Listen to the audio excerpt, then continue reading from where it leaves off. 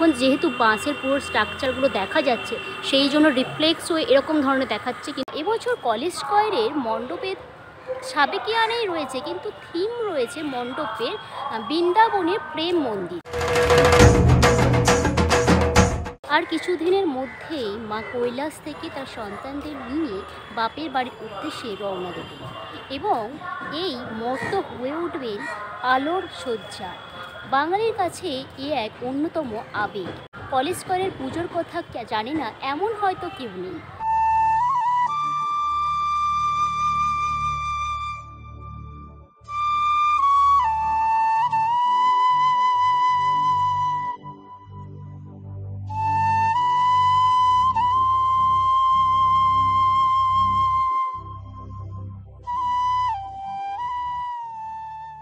মাত্র এক মাসও বাকি নেই, তারই মধ্যে আমি বেরিয়ে পড়েছি পুজোর মণ্ডপ দর্শনে।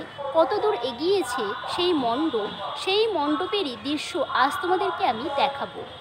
কেমন কতদূর প্রস্তুতি চলছে সেটাও দেখাবো। এবছরের কলেজ স্কয়ারের প্রস্তুতি বেশ অনেকটাই এগিয়ে গিয়েছে।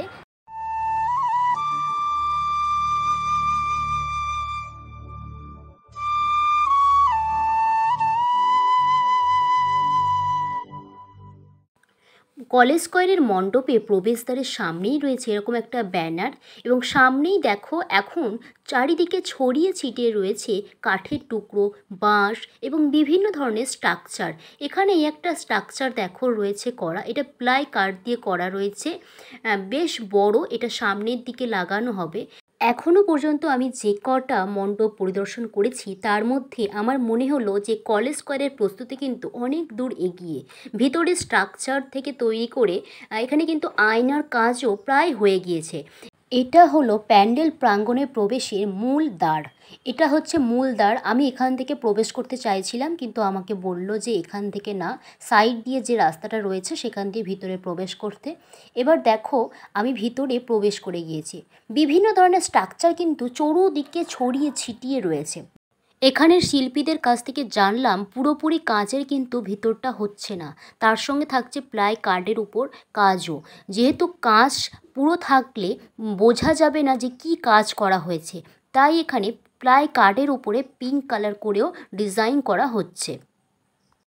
এখন পুরোপুরি সম্পূর্ণটা দেখো কিন্তু বোঝা যাচ্ছে না, যেহেতু রিফ্লেক্স হচ্ছে, বাঁশের কাঠামো তৈরি রয়েছে আর দেখা যাচ্ছে না, সেই জন্য দেখো একটু কেমন ধরনের লাগছে। এখন কিন্তু ঠিকভাবে বোঝা যাচ্ছে না পুরোপুরি। পুরো মণ্ডপটা তোমরা এক পাক দেখে নাও।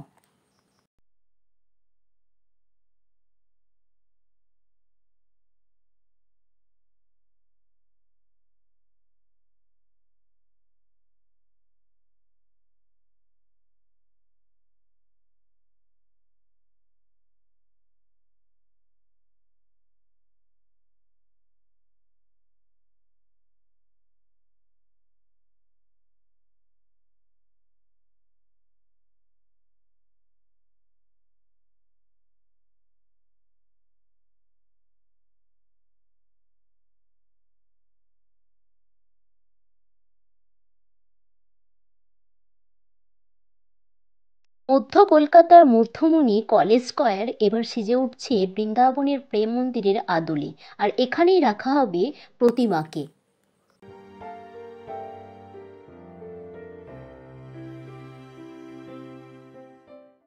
এই যে কাঠামোটা তোমরা এতক্ষণ ধরে দেখলে, এটা ঠিক উপরে লাগানো হবে প্রতিমার একেবারে উপরে। যে দেখো জায়গাটা কেমন, এইখানটায় কিন্তু লাগানো হবে।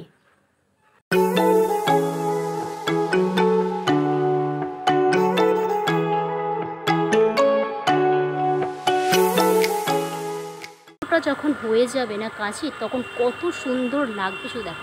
এখন যেহেতু বাঁশের পুরো স্ট্রাকচারগুলো দেখা যাচ্ছে, সেই জন্য রিফ্লেক্স হয়ে এরকম ধরনের দেখাচ্ছে, কিন্তু যখন এই বাঁশগুলো দেখা যাবে না তখন কত সুন্দর লাগবে।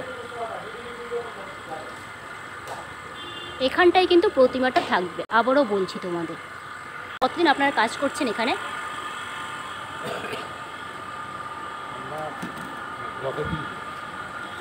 রথের দিন থেকে। কতদিনের মধ্যে হয়ে যাবে বলে মনে করছেন আপনারা? হ্যাঁ,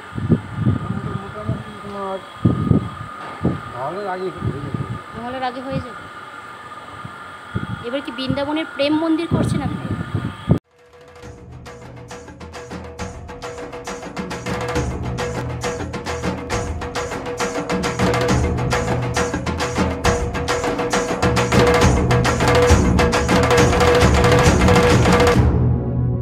এলো যে মা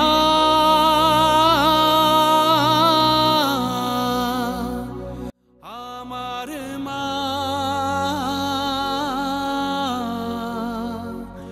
সবার মা দুর্গা মা।